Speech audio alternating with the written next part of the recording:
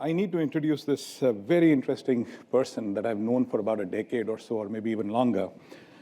Somebody who's a policy reformer, has been known across the world for somebody who's been absolutely amazing in terms of creating impact. At present, he's a G20 Sherpa. He was somebody who drove what Niti Aayog became or came to be in terms of the impact that was created, especially through its aspirational district program and many other efforts that were actually happening. Somebody who created this whole idea of God's own country. If any one of you have actually heard of it, I'm sure you would have. He's the person who actually created it. And of course, he was also instrumental in this whole idea of ease of doing business. So the lot of changes that you're actually seeing in this country are somebody which were fructified or idealized by Mr. Amitabh Kant. But all of these things are interesting and important. But his only claim to fame that I think is that he's my co-author, and we're just announcing a book called The Elephant Moves. So that is where it is. So Mr. Amitabh Kant, thanks a lot for joining us here today. It's absolutely a pleasure. Please.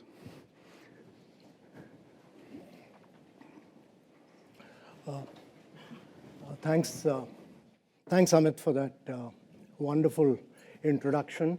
All the distinguished guests. Thanks, Arun, for that wonderful presentation on climate. Ladies and gentlemen, great pleasure being here at this India conference at Stanford. So, I'm truly delighted to be here because yesterday, India announced, or rather today morning, India announced its third quarter result, which has shown that India has achieved 3/4 of 8% plus growth this year. And in the midst of global slowdown, and India has demonstrated its great ability to grow and to be an oasis of growth at a point of time when there is, Japan, UK, Germany, or all of them are in a recessionary phase. And India has in many ways emerged as a very resilient powerhouse demonstrating global growth. And according to IMF, India will be contributing about 20% of the world economic expansion in the next decade. And in a world truly starved for growth, India is an outlier. And in the next 5 years, India will surpass both Japan and Germany to be the third largest economy and also will be the third largest stock market in the world. So what is happening in India is that it's a once in a generation shift in its economic position that is taking place. And why it is taking place and how India is moving from being earlier in the fragile 5 to the top 5 economies of the world. I'll briefly dwell on it.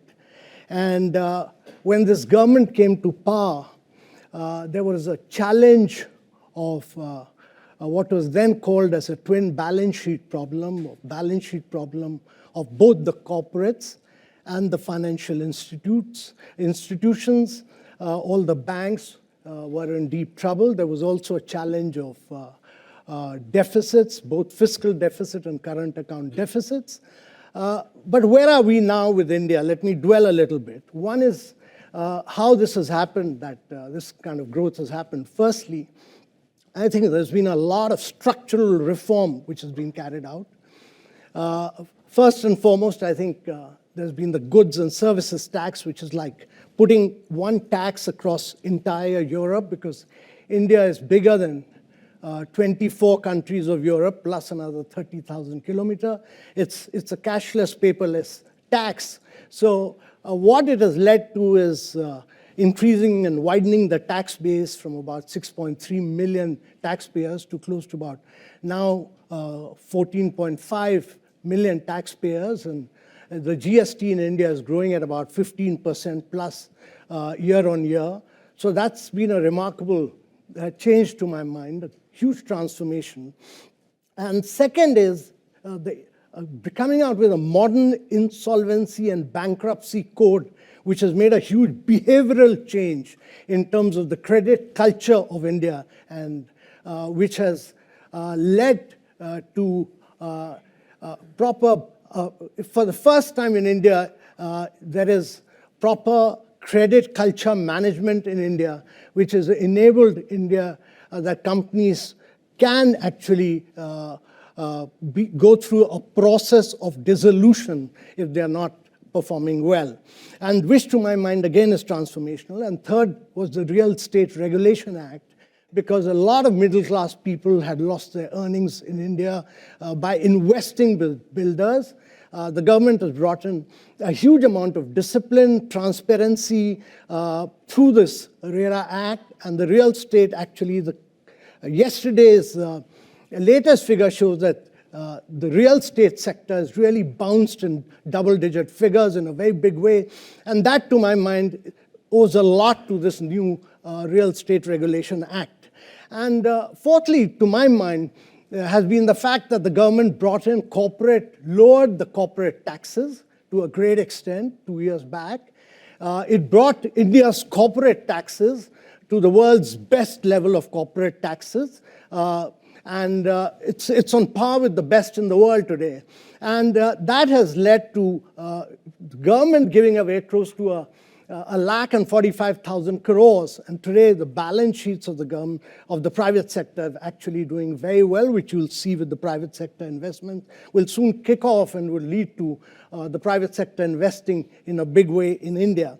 And I think fifthly was that the huge focus of this government on ease of doing business. It scrapped a lot of rules, regulation, procedures, processes, and which were built up during the socialist era of the post-independence era. And the government has scrapped close to about 1,600 laws, but I mean, there was a huge movement towards making India easy and simple. And it also brought in this huge competition among states. In a large country like India, that was important. The first year we did the ranking of the states and put it in public domain. Gujarat came number 1. But the next year, Andhra beat Gujarat. And the third year, Telangana beat Gujarat and Andhra.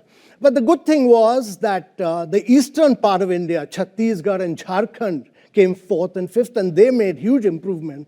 So my belief is that if the eastern part of India, which is really mineral rich, starts doing well, then India will, and these states will really make India grow on a long-term trajectory for a long period of time.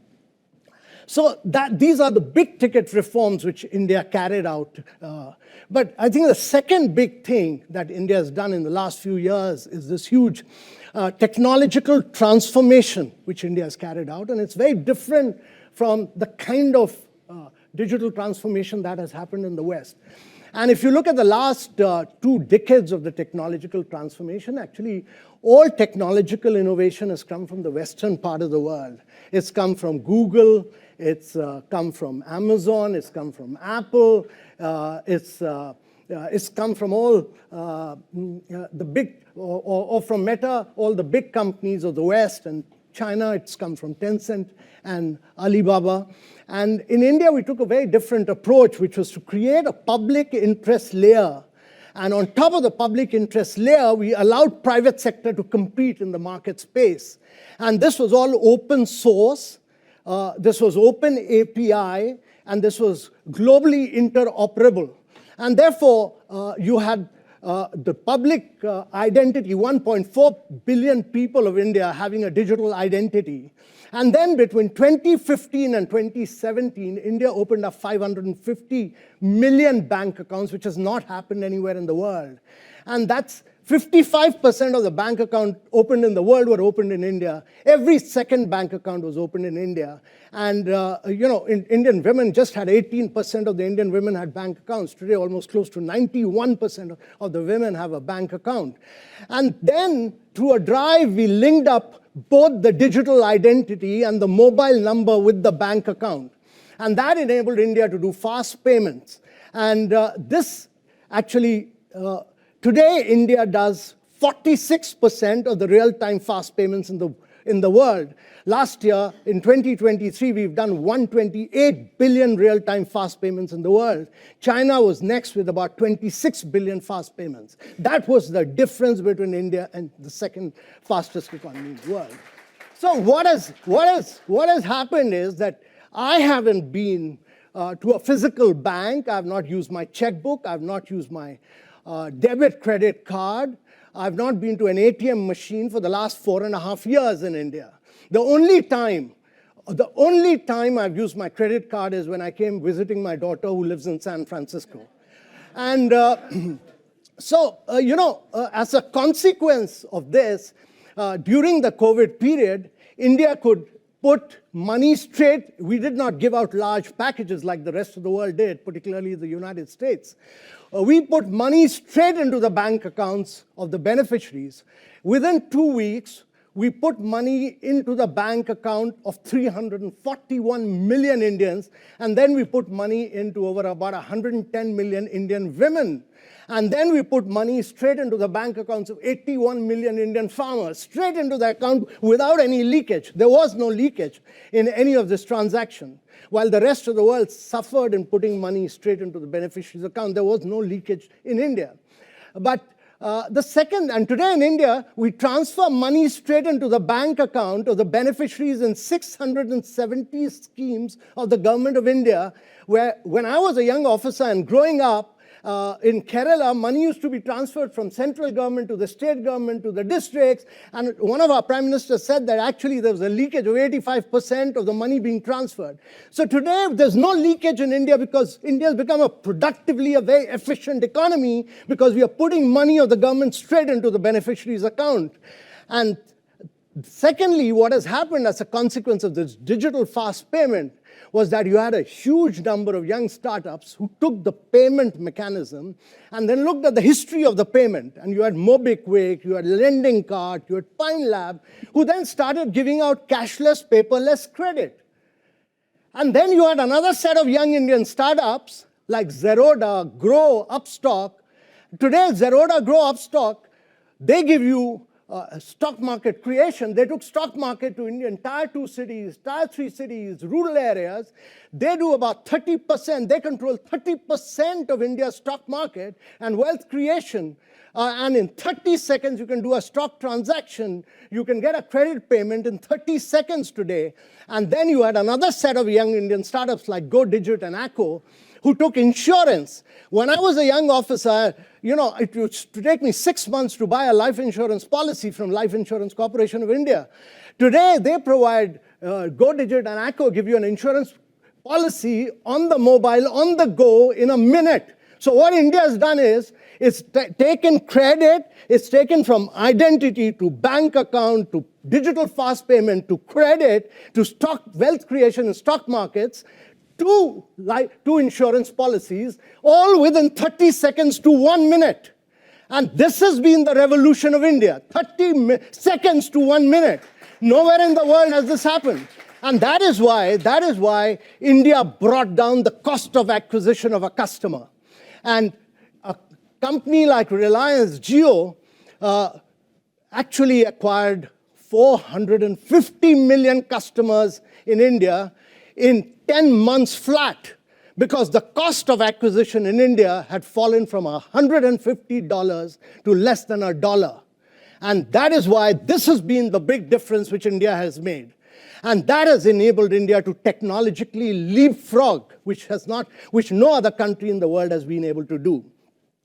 The third big ticket thing that India has done is that to move from fragile 5 to the top 5 is its huge focus on infrastructure. And it's important to see it, why it's a once-in-a-generation shift.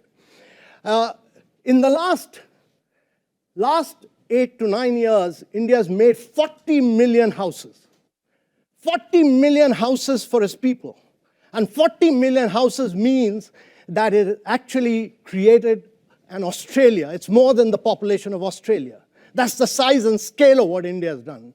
It's provided 110 million toilets, which is more than the population of Germany. So every single individual has been provided a toilet. He's gone through a process of behavioral change.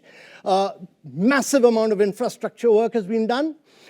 We've provided piped water connection, because many of us are living in urban areas or in the United States of America. We are not aware of this, but 253 million people of India have got piped water connection, which is like giving a piped water connection to every single citizen of Brazil.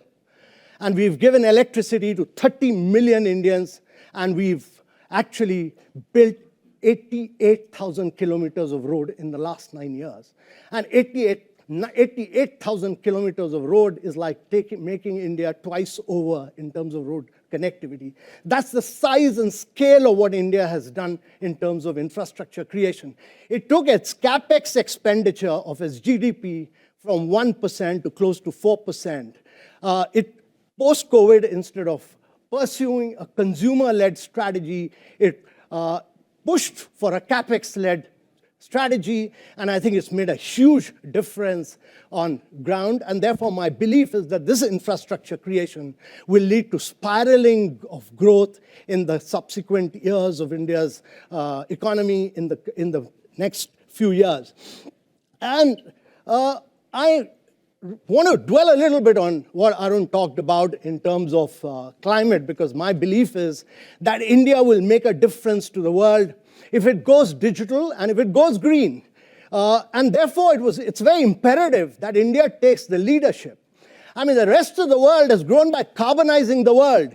And India must become the first country in the world to industrialize, to manufacture, to urbanize without a process of carbonization. Therefore, it must be the first country to pursue a decarbonization policy. And therefore, it's done things on size and scale.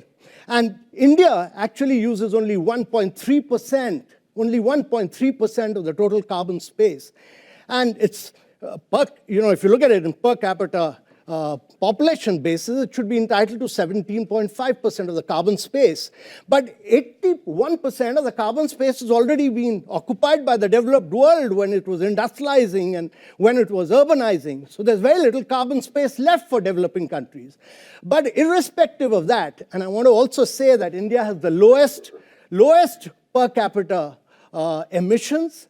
Despite 17% of the population, its per capita emissions are only 1.96 metric tons compared to the United States at 14.4 metric tons and China at 8.5 metric tons.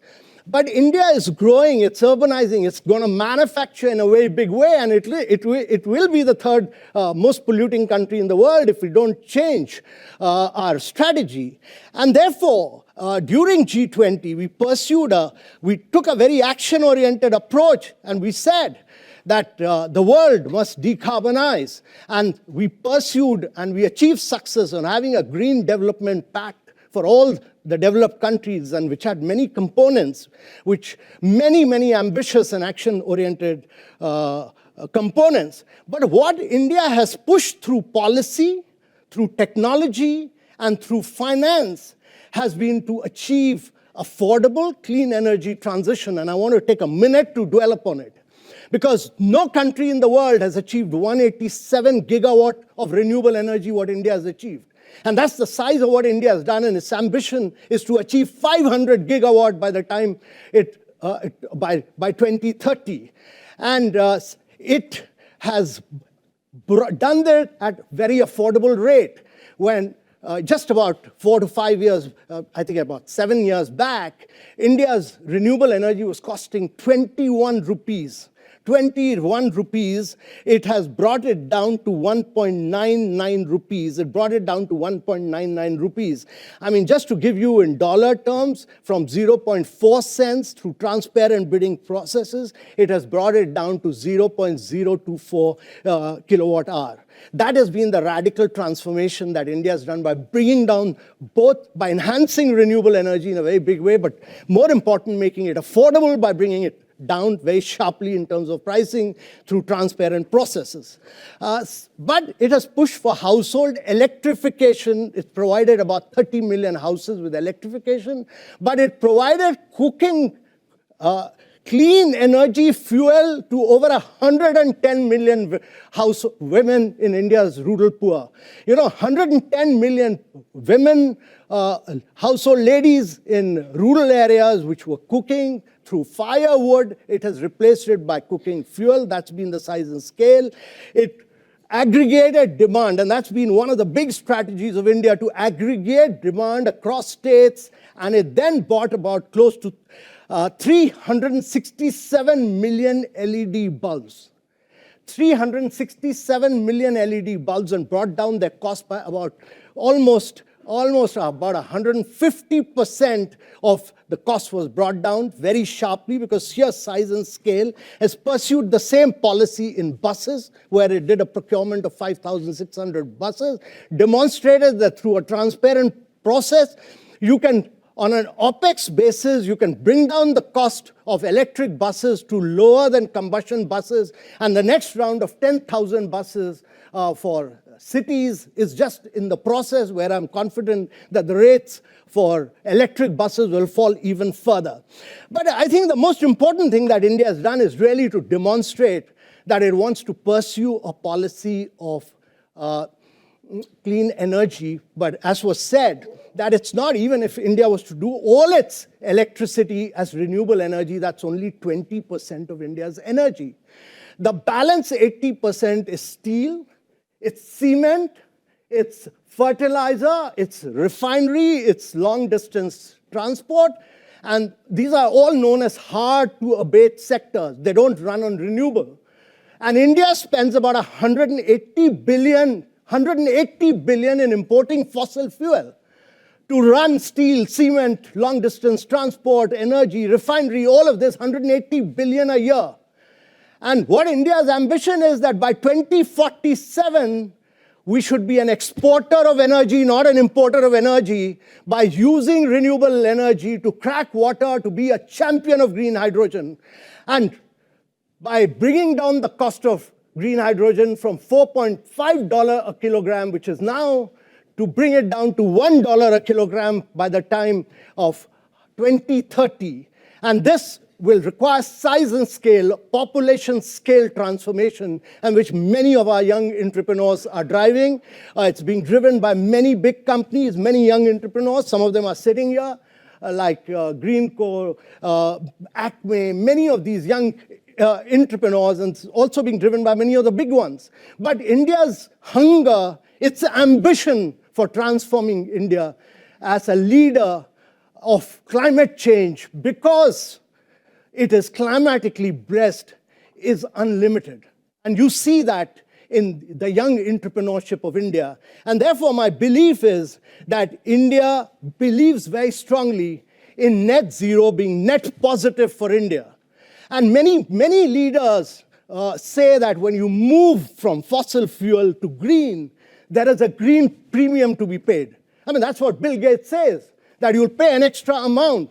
What India has demonstrated is that it's not green premium. India's done it at green discount. Every single area, because of the size and scale of India, because of the enterprise of India, because of the young dynamism of India, India is able to do it at a much lower cost. And that is why, whether it was buses, whether it was LED, whether it was renewable energy, we were able to radically bring down costs in climate change. And India will do this in electric vehicles. India is doing it in two-wheelers, where the two-wheelers, electric two-wheelers and three-wheelers, and India runs on two-wheelers and three-wheelers. 70% of India runs on two-wheelers and three-wheelers. And India is going to see a huge urbanization. 500 million people are going to get into the process of urbanization in the next 5 decades.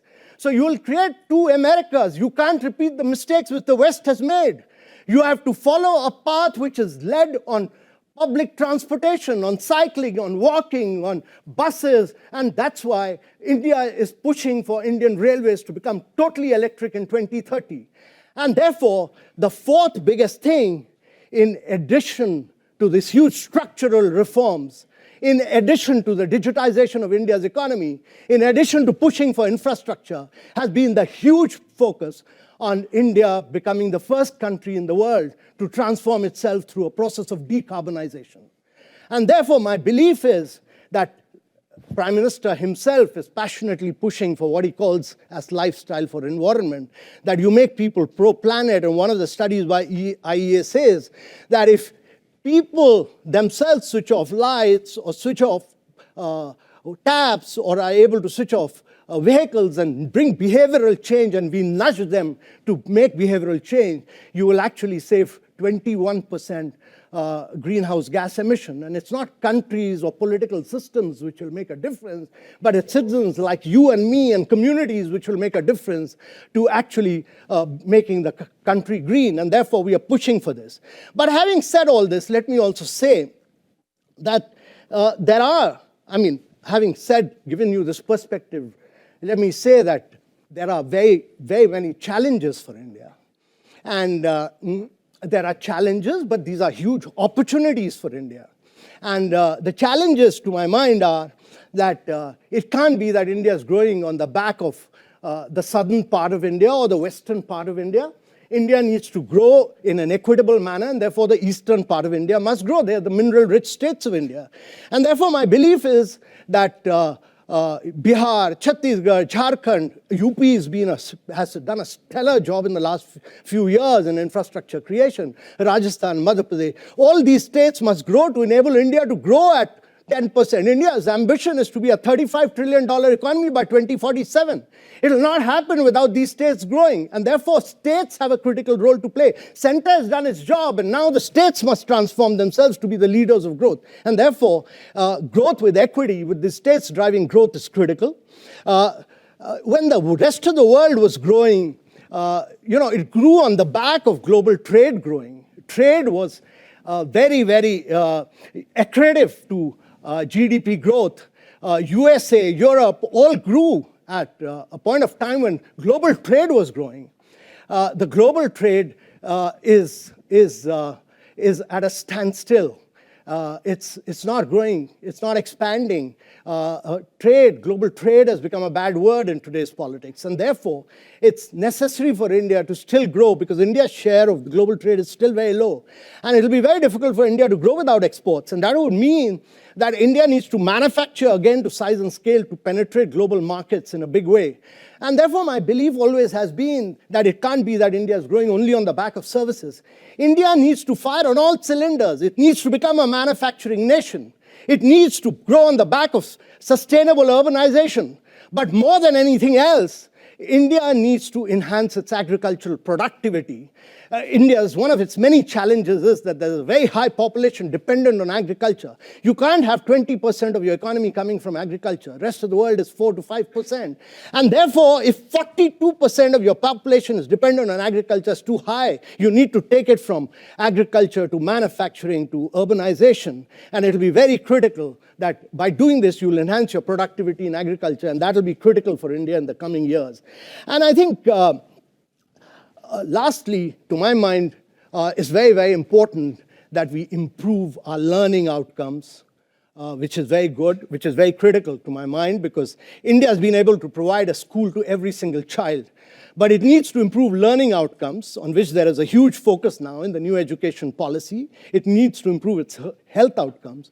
It needs to improve its nutritional standards, and it needs to really focus on women, for which the Prime Minister has laid a lot of focus on through the women-led development. And I think really take care of the women, because a weak pregnant mother gives birth to a weak child who's then stunted or wasted. And therefore, now the country is laying a lot of focus on improving learning outcomes, health outcomes, on nutritional standards. And these, to my mind, will be huge challenges, but they are probably the biggest opportunity for India. And if it can do transformational work in these few areas of growth, India has a massive potential to grow at high rates of 9 to 10% per annum for the next 3 decades, and to be a $35 trillion economy by 2047, because it'll be a very, very young country. Its average age of population is just 28 right now. It has very low dependency burden. And even when it becomes 147, the average age of population will be just 35 years. The rest of the world is aging. Europe, America, China, East Asia, all are aging. India will be very, very young. And rarely has a country not grown at high rates when it has low dependency burdens. So thank you very much, ladies and gentlemen.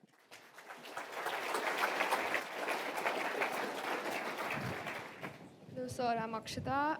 I'm a student at Stanford GSB. I came from India back in September, so only a few months here. But my question to you is, you said a lot of great things, and I think the outlook is mostly positive towards India.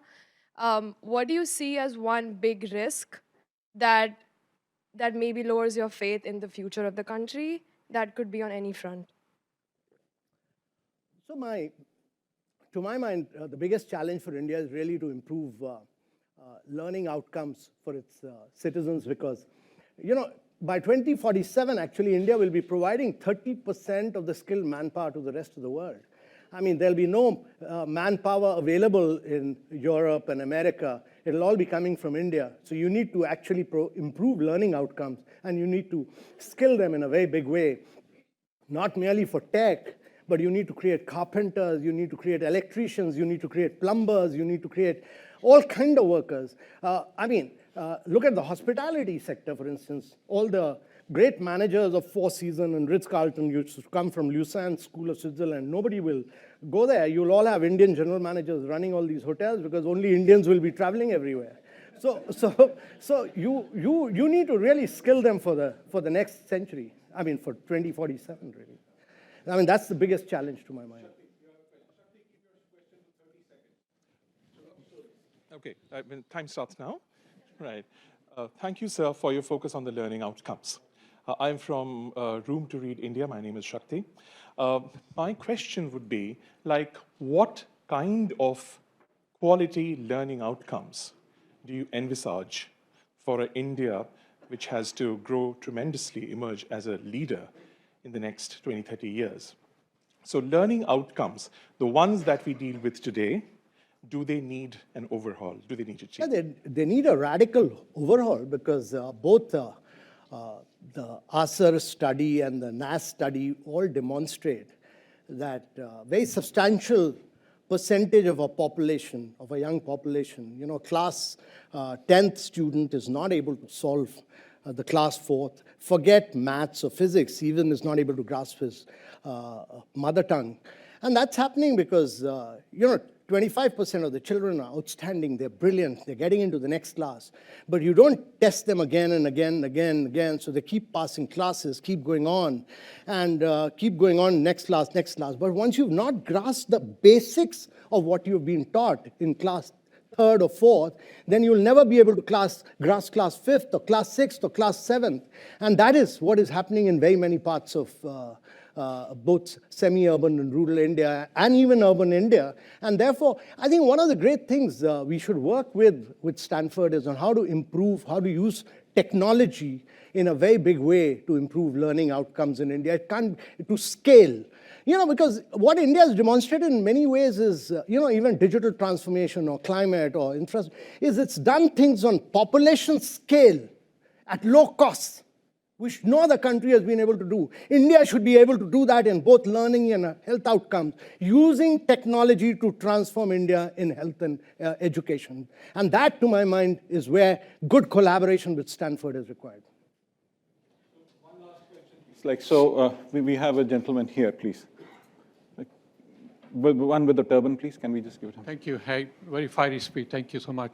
I think the question is the small, medium enterprises, right, in the rest of the world contribute anyway 50 to 70% GDP for most of the world. In India, I think we call it MSME. I think for the India to grow to 2047, MSME will play a big role. What are the policy changes that the government sees for the MSMEs or SMBs in India? That's the challenge that we foresee. So, on this question of MSME, government has done a lot of work on this in terms of digitization, efficiency, etc. But I'm a great believer that India needs to get the size and scale of manufacturing right. India needs to have thousands of large companies. It can't grow on the back of just few large companies. It needs thousands of large companies. Because large companies create the Maruti actually in the automobile sector. And automobile sector is important because 7% of India's manufacturing output comes from, 7% of India's GDP comes from automobile sector. But Maruti then created Tier 2, Tier 3, Tier 4 manufacturer. There's a backward-forward linkage between the big manufacturer and the small manufacturer. And therefore, it's very essential that we meet thousands and thousands of large companies in the world. Indian MSMEs will grow and prosper. And that will enable India to, and that's why we designed the production-linked incentive scheme, that you grow bigger, biggest, and large in a period of 5 years' time. We'll support you to grow big. And India needs to do that for enabling MSMEs to grow in a very big way. That's very important. Because, you look at the global configuration. I mean, if you look at the global GDP, there's only one country in the world whose share of global GDP, its share in the global GDP has actually remained steady, and that's the United States of America. That's 25%. Europe has fallen from 30% to 15% and will fall even further. China has grown from 3.5% to close to about 18.5%, 19%. And India is now accelerating the pace and filling up space. And therefore, its share will go up because as it accelerates its growth. But to accelerate its pace of growth, to have a larger share of the global GDP, it's very important that you have large companies who are able to manufacture. It can't be done on the back of services. It needs to be done on the back of manufacturing in a very big way. And that requires millions of MSMEs to create jobs, because jobs will come from MSMEs. But there has to be integration and convergence between large companies and MSMEs. Thank you. Thank you. I think this is where we will call it a close. In fact, you'll have more time to interact with Mr. Kant towards the evening as well. But just a couple of very quick announcements. We'll break for lunch. We'll reconvene at 2:15. And there is a small exhibition in the room back there on Jyotirlingas. So it's pictures that were taken by Connor Martin and Vibhav, who are both here, who are going to be sharing their views in the evening. So would request you to have a look at the exhibition as well. So that's going to be something very interesting. Thank you, Mr. Kant. It's absolutely a pleasure.